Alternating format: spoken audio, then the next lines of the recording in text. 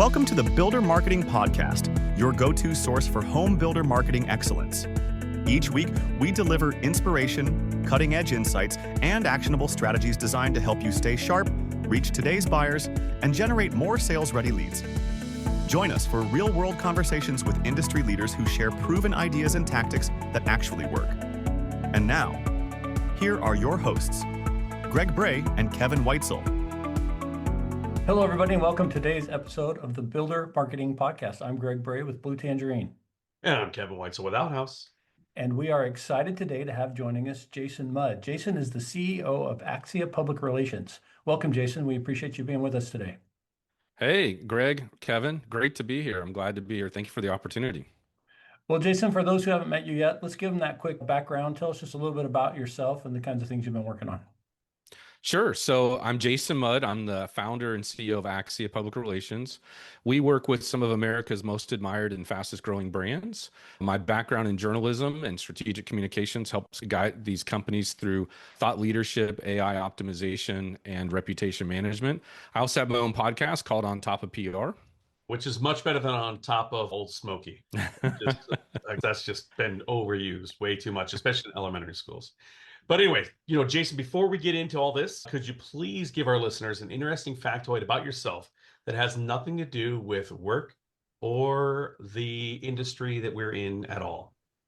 Well, that's kind of hard to do because I feel like our lives are so intertwined. I have a interest in comedy and I've done some stand-up comedy, and I also enjoy obviously telling stories through comedy. So that sounds like something unique and different about me, but ultimately I can tell you exactly how that helps in business and business relationships. I do enjoy traveling frequently, and that also intertwines business. The other thing I do is I walk 3 miles a day with my dog, Oscar. Sometimes that ends up being business related too, but sometimes it's absolutely just getting into nature and disconnecting from the rest of the world for an hour. So are we talking about like full-fledged rainbow suspenders stand-up, or are we talking more like groundlings and SCTV and improvisational groups?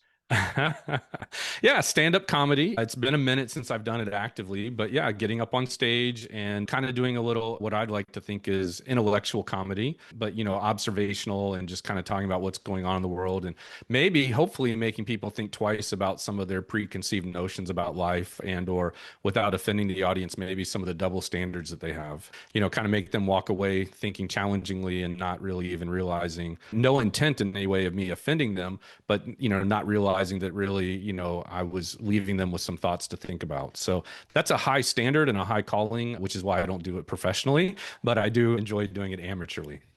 Now, do you align more with like the Stephen Wrights of the world or the Lewis Blacks of the world? What's your lane that you like to join in on?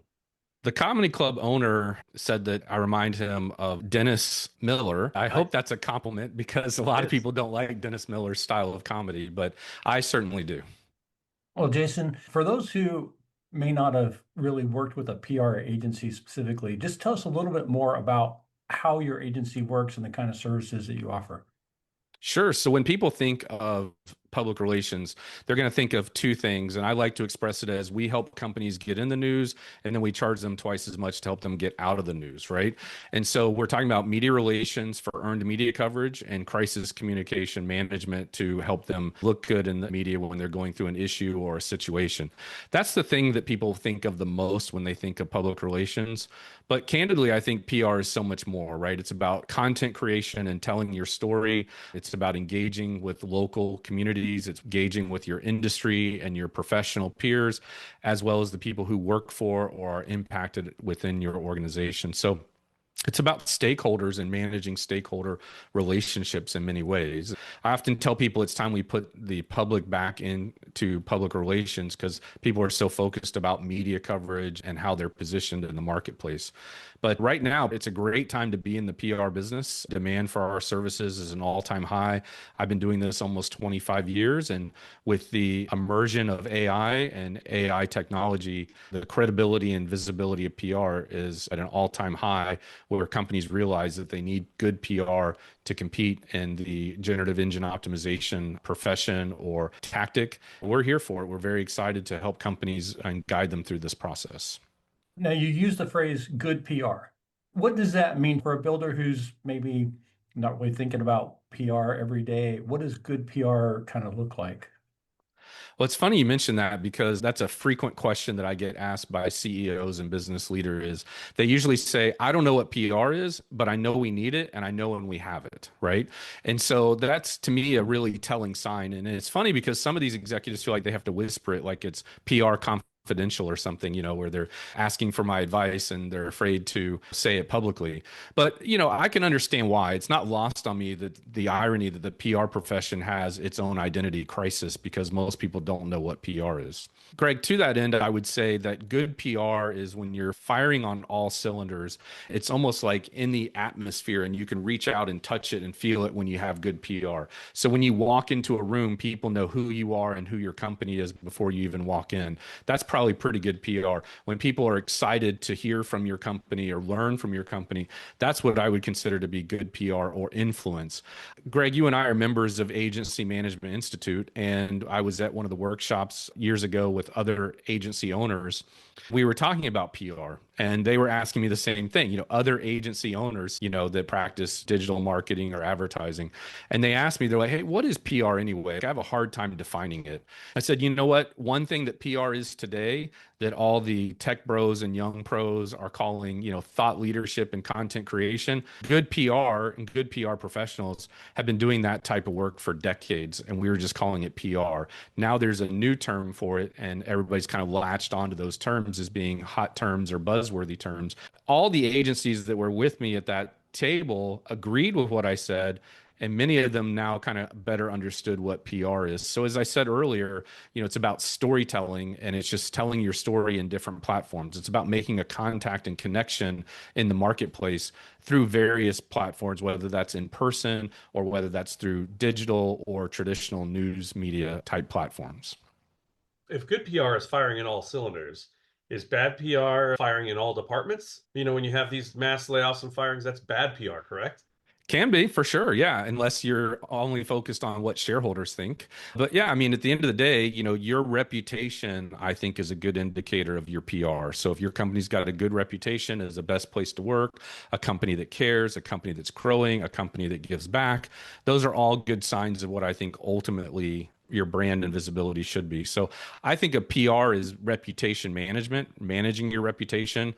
And a lot of people, when they talk about reputation management, they're just thinking about online. And I'm saying, man on the street, decision maker in your industry, an influencer in your space, as well as the people who work with you, work for you, and want to support your organization. So from that standpoint, Jason, there's obviously a big overlap between marketing's trying to do storytelling, PR is trying to do storytelling. How do we get these stories in alignment so that we're telling the same story all the time? Yeah, that's a great question. Cooperation and delusion of power and barriers, I think, is a key way to do that. It's interesting because often the internal PR leader is looking for a seat at the table next to marketing, not inside of marketing. Some organizations put marketing under PR. A super majority of our clients hold a job title of chief, vice president, or director of marketing, not necessarily the same title for PR or communication.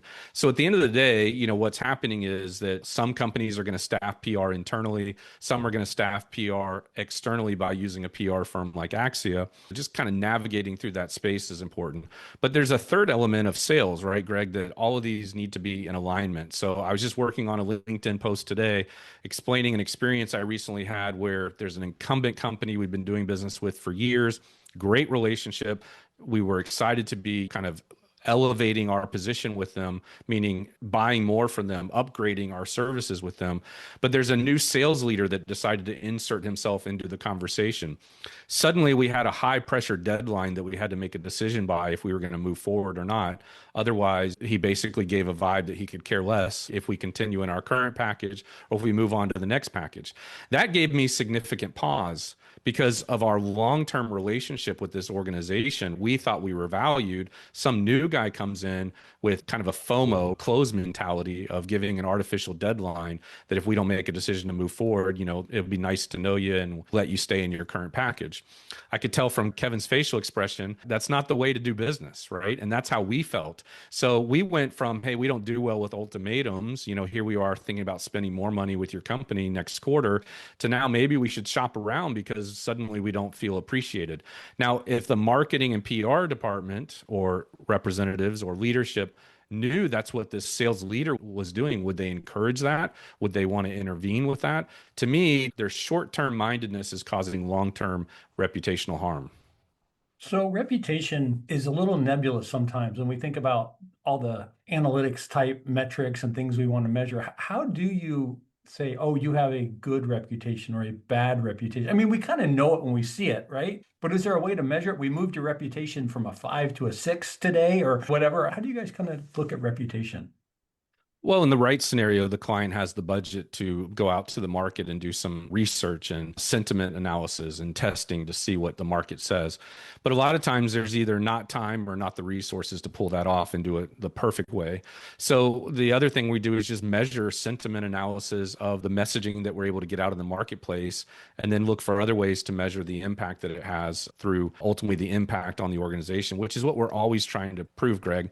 As I mentioned earlier, there's some challenges to that. It's either budget or resources or the willingness to do that level of deep dive, the willingness to give us access to track those kind of metrics. I'm sure you see that as well. We have some clients that come to us and the first thing they want to know is, what's the ROI for our PR program?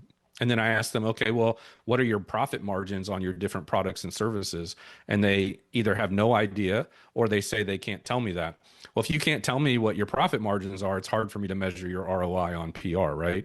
So then we shift the conversation to return on value, right? So in other words, you spent, $100,000 on PR in 2026. Here's the impact it had on your organization. And the best way for us to do that, again, comes down to transparency and access. So do we have access to their website data, to their CRM, to their tracking data of the customer journey and all of those things? And if the company restricts us from being able to have access to those items and that information, then we have to explain to them how to set it up and how to configure it for proper measurement. But the easiest solution is for us to just be able to do it for them. That is a service we offer, but not every company has the bandwidth and resources to invest in that. Hey everybody, this is Greg Bray from Blue Tangerine, and I am so excited to let you know that the registration is now open for the 2026 Builder Marketing Summit. We're going to be in Dallas, Texas this year on September 23rd and 24th, and we are working on an amazing lineup of marketing, OSC, and leadership content for you. Please check it out at buildermarketingsummit.com and get your registration in today. Remember, there's limited seats available, so don't miss out. Again, buildermarketingsummit.com. Can't wait to see you there. Okay, so from various industries, and this isn't just home building, this is across all sorts of industries, where companies will just make blanket statements based off of, this is a fuzzy kind of feel good that, applies to everybody wants a home built on time. Everybody wants a quality built home. Everybody wants a vehicle that's dependable. How do builders add credibility to the statements that they make? Yeah, so we work with companies that support builders and or provide technology. So we do some construct tech work. One of the biggest things I see those clients do or try to do that we persuade them not to is they just make claims, like we're the largest construct tech company to the home builder industry. And I'm like, okay, based on what? Who said that? How are you attributing that? Or they'll say, the most premier or something like that. So our argument is, let's come up with something that we can truly attribute it to that's credible. So that's according to this website. That's according to the number of users that we work with. It's according to our revenue. There's many different things that you can anchor onto to state your claim. But if you don't have attribution or a citation of some sort, then that's hyperbole. It is a superlative without foundation. It's fluff. Consumers and buyers are very cynical and they don't want fluff. They don't want false superlatives. They want to know. So if you're going to say you're something, you've got to tie it back to something else. Sometimes the client is frustrated when we push for that because they say, well, our CEO likes to say it, or, this other sales leader is pushing for us to say it. And I'm like, well, if it's not true, let's not say it. And if it is true, let's explain it. Very easy. And it'll go a lot further along than saying that you're the premier provider of X or you're the top provider of Y. Top provider based on what? It's a simple question. And they're going to ask you that eventually, or they're going to wonder it in the back of their mind if you don't explain it. So let's take that, Jason, and spin back a little more to the AI influence. You already mentioned it briefly. We're seeing as we study, GEO and these other terms for AI visibility, that third-party mentions of companies seem to have a huge impact on the AI results and recommendations and things when somebody searches in ChatGPT. I've seen some things where I'm looking for the best new home or show me the top home communities in this area, where you get into some of these superlatives, right? And you're asking the AI to do this comparison. How does the fluff kind of fit in that context where now AI is being asked a fluffy question and has to kind of figure out how to process that? Any thoughts? Well, yeah, I mean, the three of us and a lot of your audience, I'm sure, have been doing this long enough to remember when, the internet first arrived and it had an impact on business and companies. And then search engines, of course, were part of that from the beginning. Well, what search engines have always tried to do is provide the most relevant experience, the most relevant information, the most credible information based on your search. It's not too dissimilar of what's happening today with these AI engines that people are doing queries within or prompting. At the end of the day, the best companies are going to give the best solution or the best experience to the person doing the prompting or doing the query. So throughout history, consumers have been motivated by word of mouth or by third-party endorsements and credibility, right? And so at the end of the day, what's happening here is really no different than what's been happening for generations and decades, which is when someone is giving somebody else an endorsement, you tend to listen to it a little bit more than you would, say, an advertisement that interrupts your feed or your experience. To me, what that means is that there's some smart development happening with the idea of saying, let's anchor to third-party credible attribution or third-party content, not just what the company's saying about themselves on their own social media or on their website, and certainly not what they're doing in their advertisements. So I think that's a smart move by anchoring towards a third-party independent source and identifying the sources that are the most credible to back the responses or the citations that you're being served with and that your organization is serving to the users of your platform. We have different builder sizes, different builder types. So there's the larger regional type builders that have marketing departments, marketing firms, maybe some agencies that they hire in. Then you have this small builder that literally just builds and focuses heavily on their website and possibly even placing some digital ads on, Facebook, Meta, whatever. What are they missing when it comes to the AI side of the equation? Those smaller builders specifically. Yeah, I mean, it's really easy for a smaller market to dominate in than it is in the broader marketplace. So at the end of the day, what you've got to do is, first of all, there's research saying that 95% of AI citations come from journalistic, analyst, and PR type content.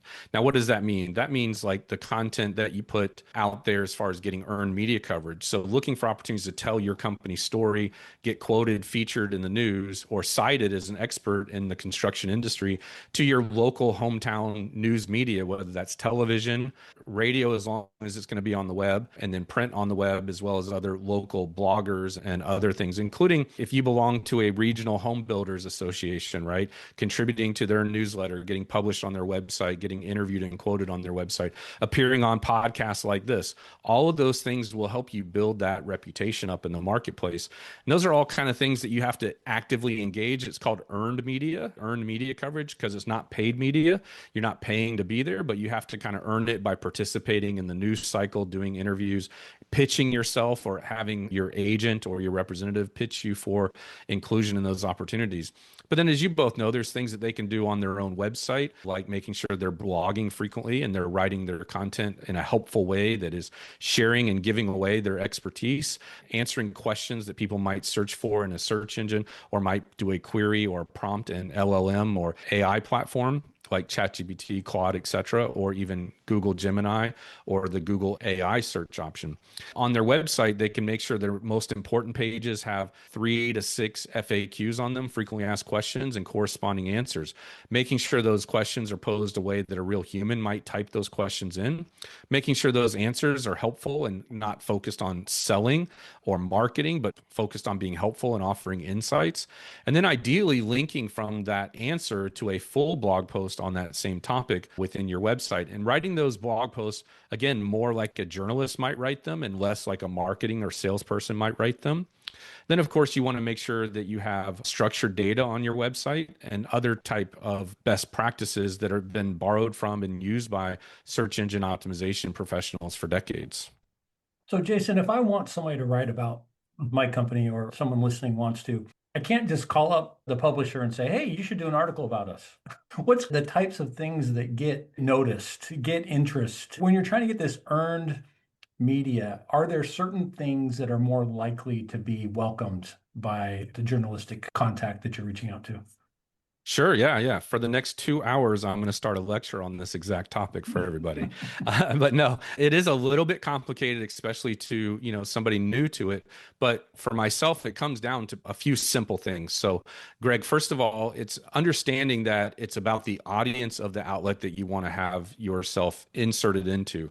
So it's not about whether or not I know the editor or not, because just because I know the editor, if I don't have a good story that lines up with their editorial guidelines and their covenant with their audience, they're not going to cover it, right? So you really want to think about, why does the audience care? How does this make their life better? And why would they even share or talk about it once they consumed it with others? So it's about approaching the outlet with an attitude of, I want to help your audience with X. And to do that, let me tell you about Y. And so a lot of times companies are thinking, oh, I need to tell them how quickly we're growing, how great of a place we are to work, how superior our products and services are. But none of that is helpful unless you're giving them more background information of why they should like you, trust you, want to know more about you, and honestly, why should they care and why would they share? So if it doesn't help them do that, then that's the first issue. The second issue I see is they're typically pitching or giving their information to the wrong person. So earlier, you mentioned it, and you just said, I think, publisher generically with a lowercase p. But for me, coming up in print journalism, the publisher is the top dog, the CEO. And so many times people want to pitch the publisher because they see the word publish in their job title. Publisher is a glorified business manager. He's a CEO of that news outlet. And so when you're pitching a publisher, you're pitching to the wrong person. I saw a statistic, I think it was 80% of all media pitches go to the wrong person. In fast-paced newsrooms, there's not time to be like, oh, let me send this to Greg because this might interest Greg. I had to make a quick judgment call. I decided no, so I hit delete, and I'll never see Greg's email again, or I'll never see Kevin's email or Jason's email again. In smaller newsrooms, you might find that the pace is a little slower and they're a little bit more collaborative and helpful. But most journalists are telling us that 90% of the media pitches they get are either off target and they're never going to cover it or whatever it might be. And then 10% they might actually use. But again, let's just say they only get 100 media pitches a day. That's right, only 100, right? That means if 10% are good, then they have to pick one out of those 10 per day if their quota is writing one news article a day. Some journalists are going to write 1, 2, or 3 stories a day. Others are going to do 1 a week. Some are going to do 1 or 2 a month. It just depends on their exact role and how detailed their style is, the stories they write, and things like that. Some journalists have almost zero autonomy, so you're wasting your time, potentially wasting your time pitching them because they've got to go to an editor to approve it. Sometimes you're pitching an editor and the editor's like, look, I don't give assignments out. I just edit the work. My journalists are responsible for coming up with their own stories. And if they're down a wrong path, I'll correct them and rebuke them onto the right path. So those are just kind of 3 key points here. If you have episode notes or something, Greg, I'd love to share with your audience something I wrote earlier this year called, I think it was the top 10, but it was basically X number of reasons why your news release fails, and that marketing directors are going to hate these because they go against what I see most marketing directors doing, right? Happy to include a link to that, Jason, for sure. Yeah, and a couple of the things that happen there that are kind of provocative or contrarian or unique of what a marketing person is thinking is the best news releases actually don't have the company name in the headline of the news release. I'm pausing there to let that sink into your audience because it is contrarian to what you've been taught, trained, or thought works. Instead, what works is a headline that's really interesting. So, unless your company is, Nike, Tesla, Coca-Cola, or Disney, nobody's standing by waiting to see what you're announcing today on a press release or on a newswire. So instead, you've got to get their attention quickly. The way you get their attention is the story is in the headline, not necessarily the company name. The story is in the lead, not necessarily in the company name. So two provocative things there are don't put the company name in the headline, don't put the company name in the lead. Describe the company, describe the news, and then in your second paragraph, you can name the company by name. Most marketing directors are probably having a panic attack right now. They're either saying, one, we've been doing it wrong this whole time, or two, there's no way this is true, Jason. What kind of reference or resource are you using? This goes against every practice that we see on a daily basis, and it takes educating our clients and demonstrating to them what works. So what you have to do is not make it about you and your company. You have to make it about the audience the journalist is trying to serve first, and then they will become a loyal contact for you to trust you as a source that they can come to again and again. When you look at some of the visibility metrics and things there, do you need to have the whole story be your story that you put out there? Or is it okay to just be the expert that got quoted where you're just getting one little sentence or two that they reference as kind of a background or backup to what they're writing? That's a great question, Greg. I would say the answer to that comes down to this, which is, in my experience, anecdotally, the phone rings more often when the client is quoted with their expertise than when their product or service is featured. So, Greg, believe it or not, what happens is this: when a company is featured in the news, that generates sales calls coming to them. And I don't mean leads, I mean people trying to sell something to them. So, Greg, I saw your company featured in the Wall Street Journal. I think it's great you're doing X, Y, and Z. Could you use some copy machines? We've got some new software that would really change the way you do business, right? The opposite effect is, Greg, when you're featured in the news and quoted as an expert on home building, then suddenly your people are like, hey, I read where you said this and it really caught my attention. I'd like to know more about your home building company or your homes that you have for sale. Or you gave me a tip on, 5 things you're not thinking of when you're looking for a new house. And that really was very credible and helpful to me. So now I want to do business with you, or at least I want to tell people the good impression that I had on you.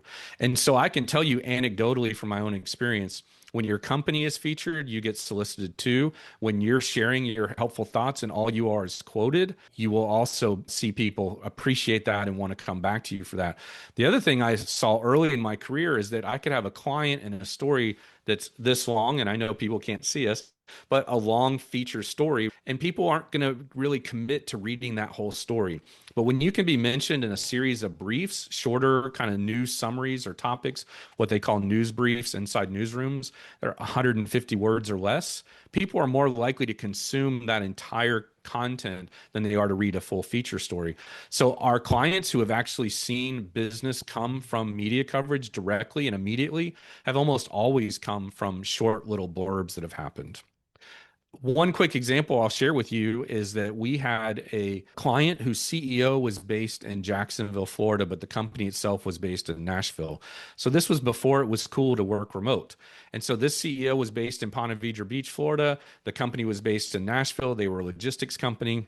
So we're doing PR for this company. We're doing a great job. And I just said, hey, since the CEO is based here, based in Jacksonville, let's pitch the Jacksonville newspaper and business media outlets about this company's announcement. We'll hook it to a local angle of saying the CEO lives in Ponte Vedra Beach. The company's like, hey, that sounds great. So we did it. And it appeared in the local daily newspaper in Jacksonville, Florida, the Florida Times-Union. Another CEO who was also based in Jacksonville saw that article, saw where the CEO was quoted, saw that he lived in Ponte Vedra, invited him to lunch, and then handed them their transportation and logistics business because he liked them, trusted them, and wanted to do business with them. And so even though the company's based in Nashville, localizing that national news story or that Nashville news story to a local tie in the Jacksonville metro market ended up being a $1.5 million piece of business annually for our client. That's kind of a big deal. Yeah, for sure. And hard to track, but it's great you're able to see that connection so clearly. That's awesome. Well, Jason, this has been fascinating insights today. Any last words of advice or thoughts to leave with our audience before we kind of finish up? We're done already. This was so much fun. Thank you for the opportunity. I don't know if I'm getting the hook here or what, but no, Greg and Kevin, this was great. I appreciate the opportunity. I'm doing my best to share really helpful information on LinkedIn. So if there's, anybody here that wants to connect with me on LinkedIn or follow me based on what we talked about today, of course, I've got a podcast as well called On Top of PR. I'd leave your audience with this message. We tapped in a little bit talking about AI and what we call AI relations. So there's media relations, public relations, investor relations. There should be a category of a profession called AI relations, in our opinion, because it's such a big deal. But the thought I want to leave with your audience today is this, that we're seeing AI grow really quick, adoption grow really quick, the technology evolve quickly and becoming a bigger and bigger role in our daily life. If you think it's slowing down, then keep doing what you're doing today. But I don't think there's any way it's going to slow down. I think it's only going to go faster and it's only going to do more quicker. And so if I were your audience today and I'm not thinking about what AI can do for my business, including and not limited to marketing, that's going to be a shame and you're going to regret that moment. And it's reminding me today of the companies in 1998, 1999, and 2000 who were like, oh, I'm not worried about the internet. It's not going to impact my business. My business is just local. My business is just a neighborhood, blah, blah, blah. How many of those companies are no longer with us, right? And it's not because it's been, 30 years. It's because the tables have turned, business has evolved.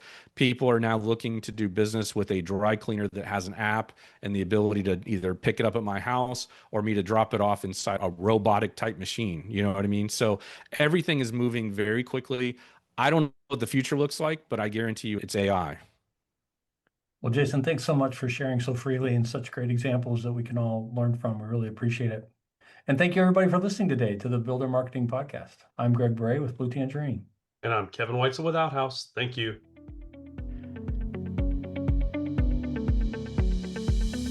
Thank you for listening. To learn more about how Blue Tangerine and Outhouse can help you generate more qualified homebuyer leads, visit bluetangerine.com and outhouse.net. If you've enjoyed our show today, please tell a friend, leave us a review, and subscribe on your favorite podcast platform. Be sure to join us again next time on the Builder Marketing Podcast.